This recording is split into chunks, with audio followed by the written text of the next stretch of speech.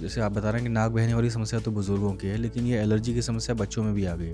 इसका क्या कारण देखते हैं आपकी? शहरी प्रदूषण है या वही? देखिए, एलर्जी जो है वो हमारे को एक विरासत में मिलती है। सो किसी ना किसी पेरेंट्स में ये हिस्ट्री रहेगी उसकी पूरे। हो सकता है कि डायरेक्ट पेरेंट्स में नहीं मिलेंगे, ग्रैंड पेरेंट्स मिलेंगी या उनके किसी कज़न में, या कहीं ना कहीं हमें मिलेगी। सो जिनको एलर्जी है उनके साथ तो ये चीज़ें आएंगी ही आएंगी। अब वो थोड़ा ज़्यादा इसलिए भी होने लग गई है क्योंकि हमारा जो अभी अर्बनाइजेशन है उसके अंदर क्रॉस वेंटिलेशन के कंसेप्ट लगभग खत्म हो चुके हैं।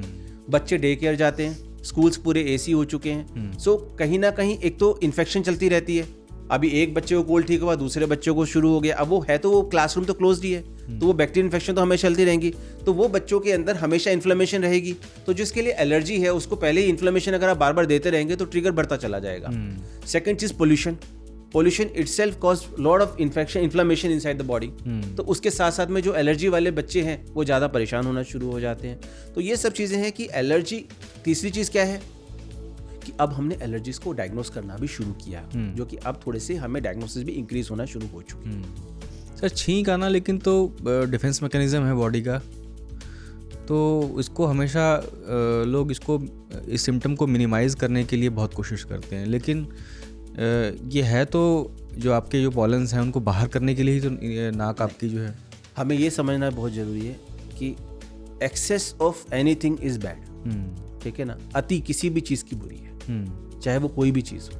ठीक है, तो जो छींके आपकी डिफेंस मैकेनिज्म के लिए आएंगी वो उतनी आएंगी ना कि पॉलन्स निकल जाए। बट ये तो माइक्रो पार्टिकल्स हैं, ये तो सीधा सीधा आपके अंदर जाके पूरा का पूरा बॉडी को इन्वेड करने की पावर रखते हैं। अब वो जा ही चुके हैं, ये तो आपका बॉडी का रिस्पॉन्स आ रहा है, अब वो उसको रोक नहीं रही है। यहाँ तो वो ट्रिगर हो चुकी है, तो it is an excessive response of the body, it is not preventing you the pollen to go inside. अच्छा, तो क्या अगर किसी को बहुत दिनों से एलर्जी है वो अस्थमा की तरफ भी पेशेंट बढ़ सकता है?